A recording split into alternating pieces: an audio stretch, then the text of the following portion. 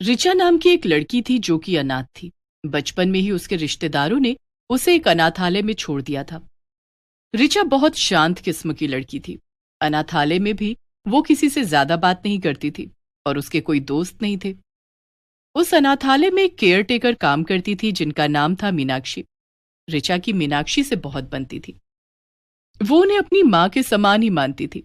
रिचा बहुत ही मेहनती थी और बचपन से ही उसमें पढ़ाई के प्रति बहुत लगन थी।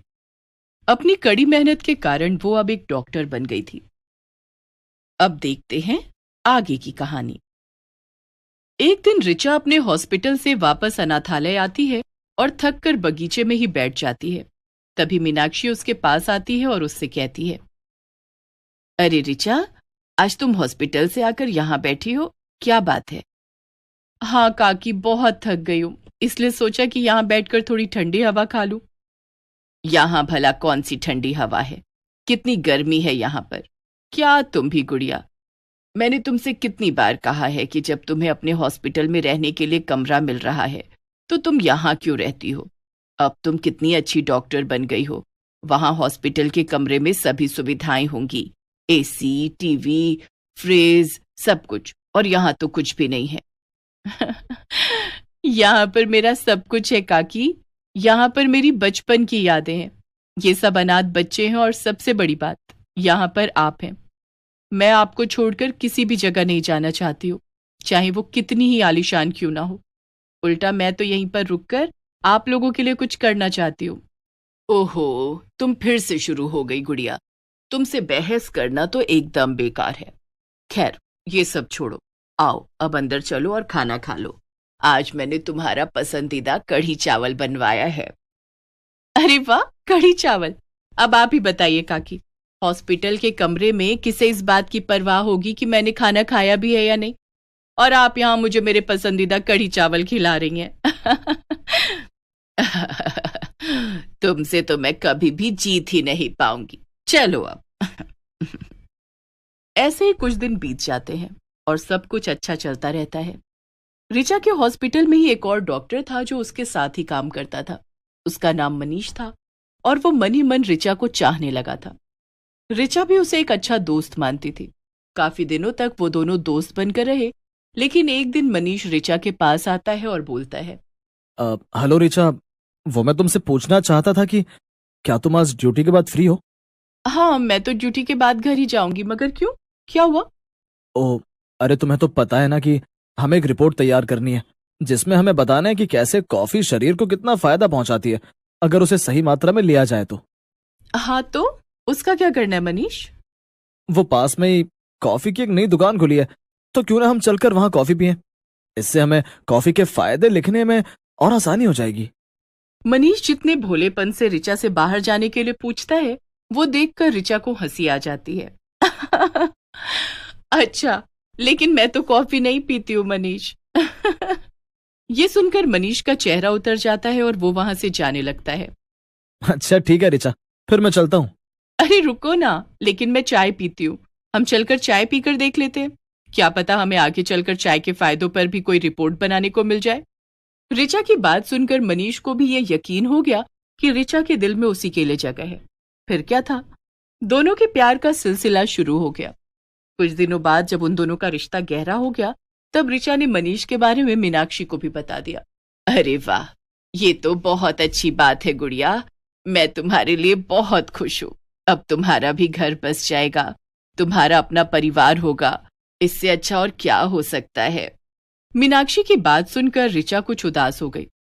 अरे क्या हुआ रिचा, अभी तो तुम मुस्कुरा रही थी और अभी उदास हो गई हो, क्या बात है? मैं ये जगह छोड़कर कैसे जाऊंगी काकी? मैं यहीं रहना चाहती हूँ और आपके बिना मेरा कहीं दिल नहीं लगेगा। अरे पगली, ऐसा थोड़ी ही ना होता है। हर लड़की को शादी के बाद ससुराल जाना ही पड़ता है, और तुम्हें जब मन करे तब तुम हमसे मिलने आ जाना। अब चलो अंदर चलकर कुछ खा लो। ऐसे ही कुछ दिन बीत जाते हैं और एक दिन जब रिचा हॉस्पिटल में थी, तब मनीष उसके पास आता है और कहता है, रिचा, मैं तुमसे कुछ कहना चाहता हूँ। हाँ बोलो ना मनीष, क्या हुआ? रिचा, अब हमें साथ में काफी वक्त हो गया है और मैं चाहता हूँ कि तुम एक बार मेरे परिवार से मिल लो ताकि हम अपने इस रिश्ते को शादी में बदल सके। क्या? मगर इतनी जल्दी क्यों मनीष? दरअसल मेरे परिवार वाले अब मेरी शादी करवाना चाहते हैं रिचा, इसलिए तुम उनसे मिल लो, और खास करके मेरी माँ से। वो लोग मेरे लिए रिश्ता देख रहे हैं और इसीलिए मैंने उन्हें तुम्हारे बारे में सब कुछ बता दिया। अच्छा ठीक है मनीष, मैं उनसे मिल लूंगी, तुम फिक्र मत करो। लेकिन अगर तुम्हारा पूरा परिवार होगा तो मैं भी अपनी मीनाक्षी काकी को लेकर आऊंगी, क्योंकि वही मेरा परिवार है। अच्छा चलो ठीक है, जैसा तुम्हें सही लगे। फिर क्या था, रिचा और मीनाक्षी दोनों मनीष के घर गए। उसका घर बहुत बड़ा था और वहां काफी सारे नौकर चाकर थे। रिचा ने अंदर जाकर सबसे नमस्ते किया और बैठ गई। उसने मीनाक्षी को कुछ परेशान देखा तो उससे बोली, क्या हुआ काकी, आप कुछ परेशान नजर आ रही हैं, क्या बात है? अरे रिचा, ये घर कितना बड़ा है और ये लोग भी कितने बड़े लोग लग रहे हैं। तू मुझे यहाँ लेकर क्यों आई बेटा? मैं यहाँ बहुत अजीब महसूस कर रही हूँ। अरे आप ऐसे क्यों सोच रही हैं? आप यहाँ मेरी माँ के नाते आई हैं। फिक्र मत करिए और आराम से बैठिए। रिचा के साथ मीनाक्षी को देखकर मनीष की माँ बोली, अरे ये कौन है? ये तुम्हारे यहाँ काम करती है क्या? इन्हें साथ लेकर क्यों आई हो? मनीष की माँ की बात सुनकर रिचा और मीनाक्षी दोनों ही हड़बड़ा जाते हैं। क्या? नहीं, ये मेरी काकी हैं। ये हमारे अनाथालय में सबका ख्याल रखती हैं और बचपन से इन्होंने मुझे बिल्कुल अपनी बेटी की तरह पाला है। ओह अच्छा अच्छा, वो इन्हें देखकर मैं समझ नहीं पाई।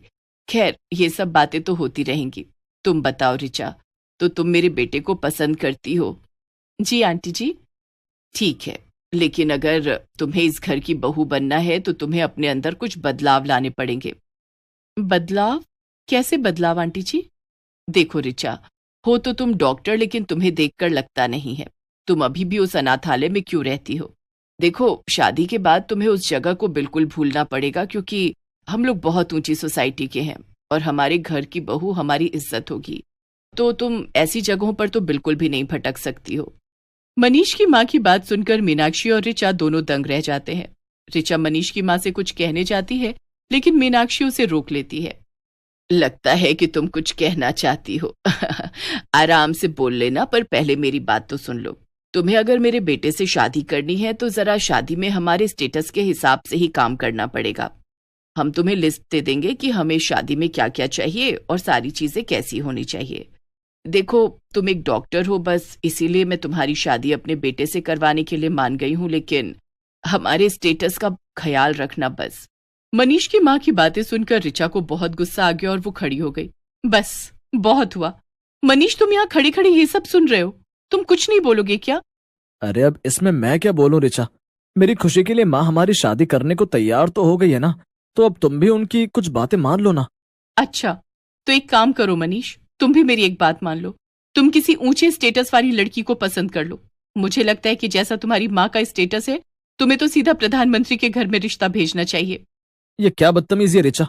अब तुम मुझे तमीज तो मत ही सिखाओ मनीष। मैंने देख ली तुम्हारी और तुम्हारे घर वालों की तमीज। अब मैं यहाँ से जा रही हूँ और दोबारा मुझे कभी मिलने की कोशिश भी मत करना। इतना कहकर रिचा वहां से चल दी। उसके पीछे पीछे मीनाक्षी भी चलने लगी। मीनाक्षी ने उसे समझाने की बहुत कोशिश की, लेकिन रिचा मीनाक्षी को लेकर वापस अनाथालय आ गई। ये सब तुमने क्या किया रिचा? तुमने ये रिश्ता क्यों तोड़ दिया? अरे ये सब तो चलता ही रहता है। वहां पर आपका और मेरा, हम दोनों का अपमान हो रहा था काकी। और तो और उन्होंने ये तक कह दिया कि मैं अनाथालय से रिश्ता तोड़ दूं। ऊपर से वो कितनी लालची थी। मुझे ऐसे घर में नहीं जाना, ऐसी सास नहीं चाहिए मुझे। मेरी बचपन से माँ नहीं है और मैं चाहती हूँ कि मुझे अपनी सास में अपनी माँ मिले, और वो औरत तो कभी मेरी माँ जैसी सास बन ही नहीं पाएगी। रिचा परेशान थी और तभी वहां पर मीनाक्षी का बेटा वरुण आ गया। वो रिचा के बचपन का सबसे अच्छा दोस्त था। पहले वो अनाथालय में ही रहता था, लेकिन फिर उसकी बाहर नौकरी लग गई थी और इसलिए वो अनाथालय से चला गया था। उसे देखकर रिचा बहुत खुश हो जाती है। अरे वरुण, तुम? अच्छा हुआ तुम आ गए, लेकिन इतने दिन बाद क्यों आए हो? क्या रिचा, मैंने तुम्हें बताया था ना कि मुझे छुट्टी नहीं मिल रही। अब जब मिली है तो आ गया हूँ। वैसे तुम और मैं इतने परेशान क्यों लग रहे हो? कोई बात है क्या? रिचा वरुण को सब कुछ बता देती है। अरे तो इसमें इतना परेशान होने वाली क्या बात है रिचा? तुम इतनी अच्छी लड़की हो, तुम ऐसे ही किसी अरे गहरे लड़के से शादी करने के लिए नहीं बनी हो। तुम्हें तो ऐसा लड़का मिलेगा जो तुम्हें पलकों पर बैठा कर रखेगा, समझी? अब ये मनीष पुराण बंद करो और चलो मेरे साथ। मैं तुम्हारे और माँ के लिए बहुत सारे तोहफे लाया हूँ और अनाथालय के बाकी बच्चों के लिए भी। वरुण, तुम कितने समझदार हो। हर लड़के को ऐसा ही होना चाहिए। तुम अनाथालय के बारे में कितना सोचते हो। हाँ हाँ चलो अब। वरुण रिचा को लेकर अंदर चला जाता है और मीनाक्षी ये सब देख रही थी। वो खुद से कहती है, ये दोनों साथ में कितने अच्छे लगते हैं। मैंने ये पहले क्यों नहीं सोचा। इन दोनों की आपस में शादी हो जाए तो कितना अच्छा रहेगा। फिर मीनाक्षी भी अंदर चली जाती है। कुछ दिनों तक वरुण छुट्टी लेकर ऋचा के साथ ही रुकता है और एक दिन मौका देखकर मीनाक्षी ऋचा से कह ही देती है, ऋचा बेटी, मुझे एक बात बताओ, तुम्हें मेरा वरुण कैसा लगता है? ये कैसा सवाल है काकी? वरुण तो बहुत अच्छा लड़का है। उससे अच्छा लड़का तो मैंने आज तक नहीं देखा है। तो फिर तुम वरुण से ही शादी क्यों नहीं कर लेती ऋचा? मुझे यकीन है कि तुम दोनों साथ में खुश रहोगे। और वैसे भी मुझे लगता है कि मैं एक अच्छी सास बनूंगी। काकी, आप सास नहीं बल्कि माँ से भी प्यारी सास हैं। और वरुण बहुत अच्छा लड़का है। मुझे ये रिश्ता मंजूर है। मीनाक्षी ऋचा की बात सुनकर बहुत खुश हो जाती है और उसे गले लगा लेती है। असल में वरुण भी मन ही मन ऋचा को पसंद करता था, इसलिए बिना देरी किए मीनाक्षी उन दोनों की शादी करवा देती है। वरुण उसी शहर में रुककर नौकरी करने लगता है। ऋचा और वरुण मिलकर अपनी नई जिंदगी की शुरुआत करते हैं और साथ ही साथ अनाथालय का भी पूरा ध्यान रखते हैं।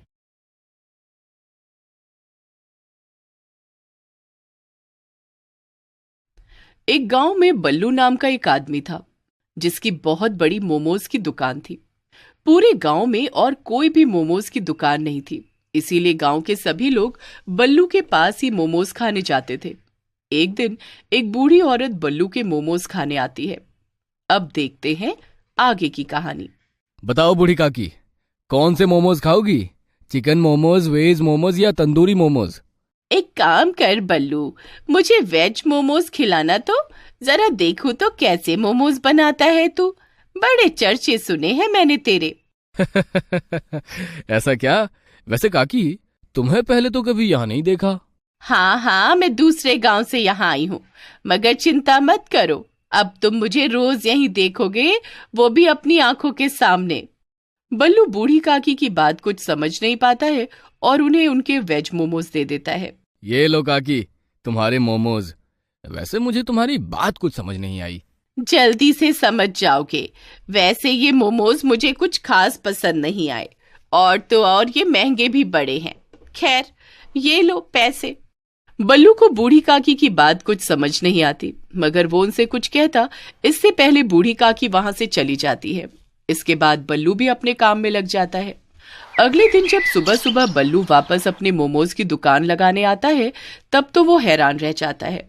बल्लू की मोमोज की दुकान के ठीक सामने उन्हीं बूढ़ी काकी ने अपने मोमोज की दुकान खोल ली थी, और तो और वो बूढ़ी काकी बल्लू से आधे दामों पर मोमोज बेच रही थी। तभी गांव का एक आदमी बल्लू के पास आता है और उससे कहता है, अरे बल्लू भाई, ये सब क्या चल रहा है गांव में? आपके रहते दूसरी मोमोज की दुकान? मैं भी नहीं जानता भैया। ये बूढ़ी काकी तो कल मेरी दुकान पे मोमोज खाने आई थी और आज इसने खुद ही दुकान खोल ली। जो भी हो बल्लू भाई, मगर वो बहुत ही सस्ते मोमोज बेच रही है। सभी लोग उसी के पास जाएंगे अब से। अब तो लगता है तुमको अपनी दुकान बंद करनी पड़ेगी। वो आदमी भी ये बोलकर बूढ़ी काकी के सस्ते मोमोज चखने पहुंच जाता है। थोड़ी ही देर में बूढ़ी काकी की दुकान पर बहुत भीड़ इकट्ठा हो जाती है और सबको उनके सस्ते मोमोज बड़े अच्छे लगते हैं, जबकि उधर बल्लू की दुकान पर सन्नाटा छाया हुआ था। आखिर ये कैसे मुमकिन है? भला इतने सस्ते दामों में कोई मोमोज कैसे बेच सकता है? इसमें तो कितना नुकसान है। जरूर इसमें कुछ गड़बड़ है। मुझे पता लगाना ही होगा, वरना सच में मेरी दुकान बंद हो जाएगी। बल्लू सोच में पड़ जाता है।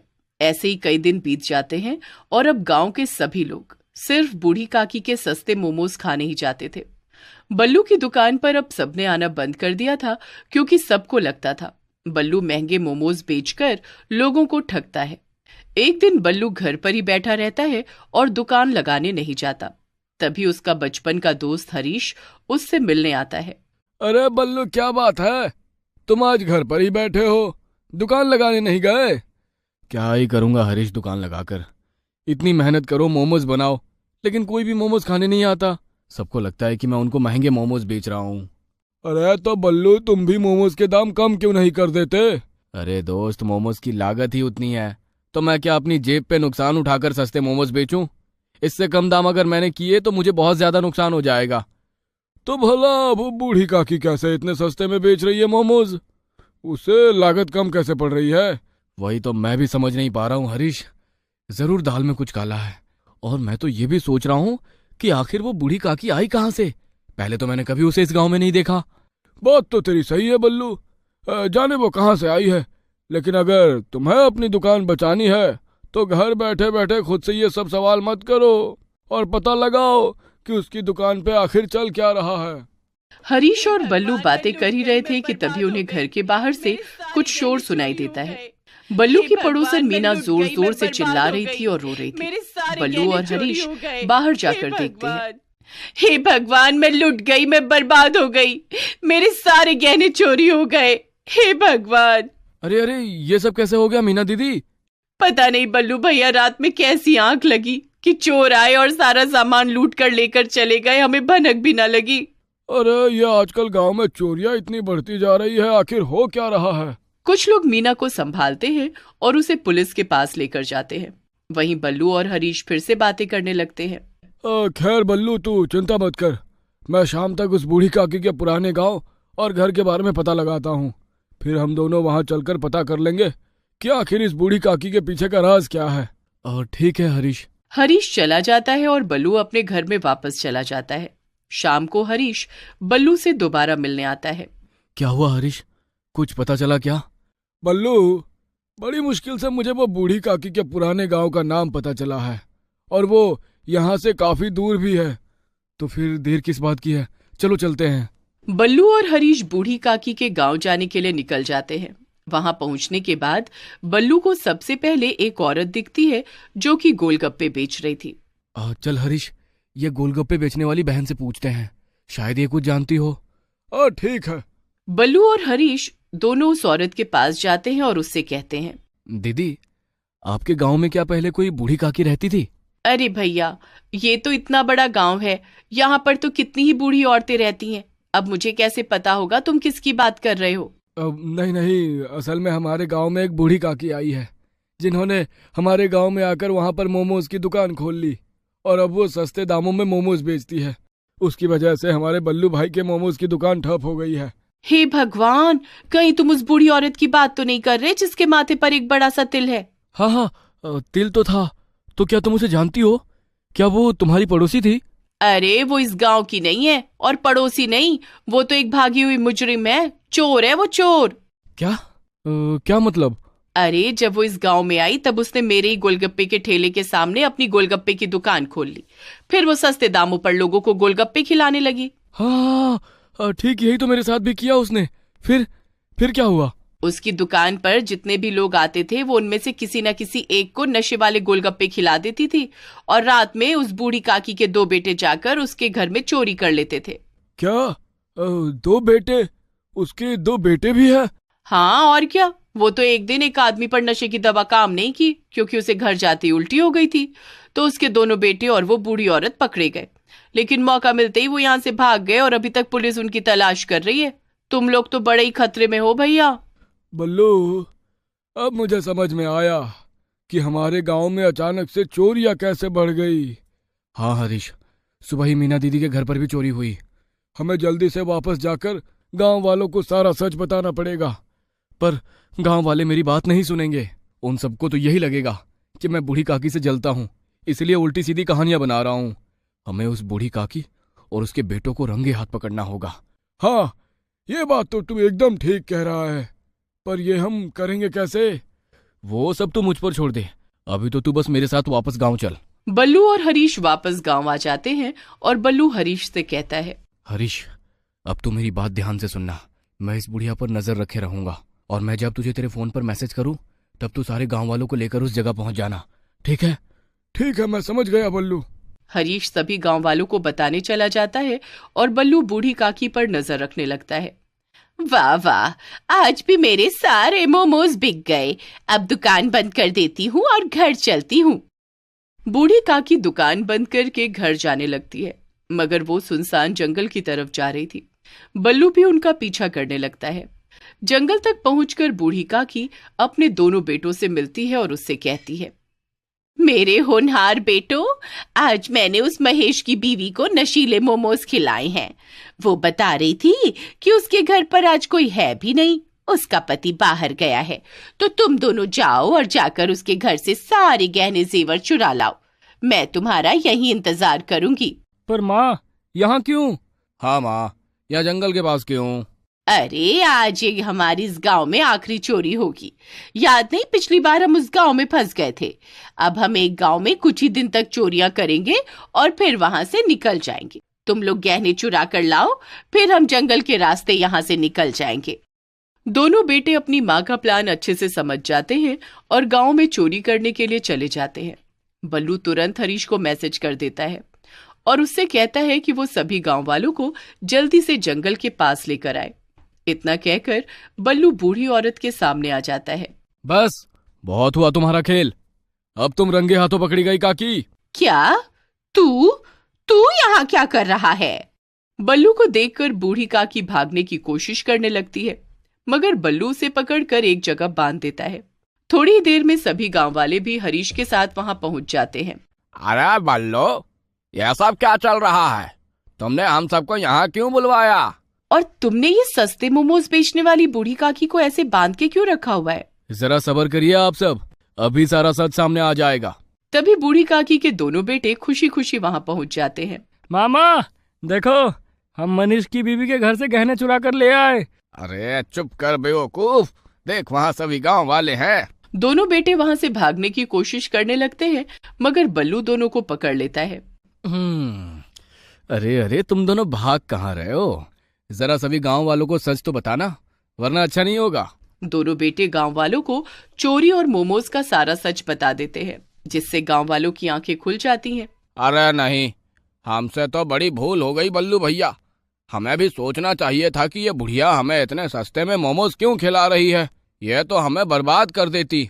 हाँ, यह तो हमें कंगाल करके भागने के इरादे से आई थी। तुमने हम सबको बचा लिया बल्लू भैया, तुम्हारा बहुत बहुत धन्यवाद। हाँ ठीक है, अब चलो इन लोगों को पुलिस के हवाले करो, वरना ये ना जाने और किस किस को बेवकूफ बनाएंगे। वो सब मिलकर बूढ़ी काकी और उसके बेटों को पुलिस के हवाले कर देते हैं और बल्लू की मोमोज की दुकान एक बार फिर से अच्छे से चलने लगती है। इतना ही नहीं, अब तो बल्लू की पूरे गांव में वाहवाही भी हो जाती है। Please subscribe this channel.